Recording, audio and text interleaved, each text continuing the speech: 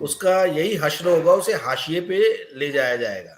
आपने संजय सिंह देख लिया है, आपने राहुल गांधी जैसे कांग्रेस जैसी बड़ी पार्टी के लीडर को देख लिया है, तो Trinamool Congress, I mean this is just a regional party, तो उसके सांसद के अगेंस्ट एक्शन करे, इसमें किसी भी तरीके से कोई आश्चर्य नहीं होना चाहिए। But there are couple of things, कुछ तीन चार बातें मैं संक्षेप में रखना चाहूंगा। एक तो पहले ये कि देखिए, ये हरकत ने जो एक्शन लिया गया है महुआ मोइत्रा के अगेंस्ट में, इसने कंप्लीटली प्रूव कर दिया है कि भाई डेमोक्रेसी में कॉर्पोरेटोक्रेसी बहुत ही अंदर तक घुस चुकी है, और खासतौर पे कुछ कॉर्पोरेट ग्रुप जिनके अगेंस्ट में यदि पीपल्स रिप्रेजेंटेटिव भी कोई बात उठाएं या उन पे प्रश्न चिन्ह उठाएं, तो उनको हाशिए पे ले जाया जाएगा। ये इस एक्शन ने दिखा दिया है। अदानी के खिलाफ जिन जिन भी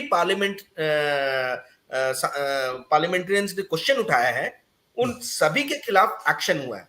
यहां तक कि जो न्यूज ऑर्गेनाइजेशंस ने भी आवाज उठाया है, उनके अगेंस्ट भी एक्शन हुआ है। तो आप ये समझिए कि कॉर्पोरेट जो है बहुत ही डीपली इंट्रेंच हो गए।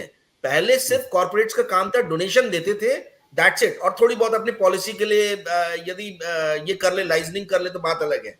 पर अब ऐसा हो गया कि corporates are basically telling government भाई किस तरीके से किससे कैसे डील करना है। तो ये एक केस ने ये इस केस ने एक चीज तो ये शो की।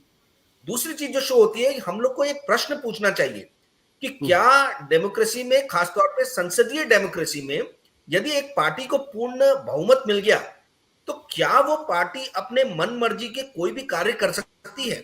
क्या किसी भी तरीके से उसकी निरंकुशता पे लगाम लगाया जा सकता है? ये यदि संसद में बहुमत लाना ही एकमेव डेमोक्रेसी का इंडिकेशन है, तो मतलब सबसे ज्यादा अहम बात है, तो फिर तो मतलब डेमोक्रेसी कुछ बची नहीं। आप संसद में बहुमत ले आओ राजीव, और अपने मन का जो राजीव जो बात आप कह रहे हो वो सैद्धांतिक तौर पर ठीक बात लगती है, लेकिन एक सवाल मेरा इस बात को लेके, महुआ मोइत्रा से इंडिस्क्रेशन तो हुआ है ना, महुआ मोइत्रा ने गलती तो की है। अगर गलती की है और अगर संसद उस पर कार्रवाई कर रही है तो उसमें हम सरकार को क्यों जिम्मेदार ठहरा रहे? या अगर राहुल गांधी ने, अगर डिफेमेशन का मामला था, अदालत ने अगर उनको सजा दी थी, उनको सदस्यता गई, तो हम अदालत के किए गए फैसले पर हम सरकार को क्यों जिम्मेदार ठहरा रहे?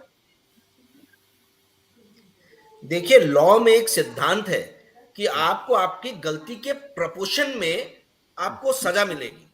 तो आप ये लॉगिन आईडी और पासवर्ड शेयर करना, क्या ये प्रोपोर्शनेट उसका ये पनिशमेंट है कि आप एक्सपेल्शन कर दो? आई मीन जो लोगों द्वारा चुना गया रिप्रेजेंटेटिव है, उसने सिर्फ लॉगिन आईडी और पासवर्ड किसी के साथ में शेयर किया और आप उसको एक्सपेल करो, क्या ये प्रोपोर्शनेट है? ये आई मीन मेरे खिलाफ, मेरे हिसाब से तो कंप्लीटली ग्रॉस इनजस्टिस है टू द पब्लिक रिप्रेजेंटेटिव।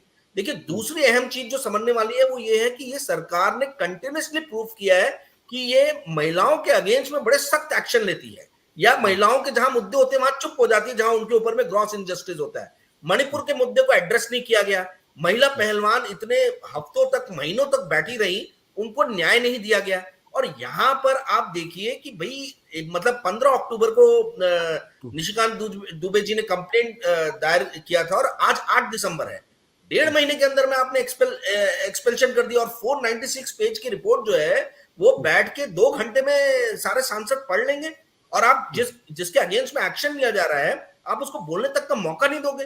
तो I mean we are living in a democracy कि ये रोम का कोई ऐसा कोलोजियम में जो है खड़े होके किसी के अगेंस्ट में जो है ना छोड़ दिया जा रहे हैं, इसको खत्म करो। ये देखिए, ये कंप्लीटली जो चीज है, और एक हुआ तो बहुत अच्छा हुआ, क्योंकि हर विपक्षी पार्टी को कुछ इश्यूज चाहिए रहते हैं जिसके इर्द गिर्द वो अपने आप को एकजुट करे। तो ये महिलाओं का जो मुद्दा है, मैं सिर्फ महुआ मोइत्रा की बात नहीं कर रहा हूं, कंप्लीट महिलाओं का जो मुद्दा है, मणिपुर से लेके तो महिला पहलवानों से लेके तो महुआ मोइत्रा तक, ये सारे मुद्दे जो हैं विपक्ष की पार्टियों के नेताओं को एकजुट कर रहे हैं। उनको इस समझ में आ रहा है कि मोदी सरकार जो है महिलाओं के साथ में न्याय नहीं कर रही है, और इस इश्यू को लेके जो है ये एकजुट होंगे। जो हुआ अच्छे के लिए हुआ। सत्य हिंदी का ऐप डाउनलोड करें गूगल प्ले स्टोर पर।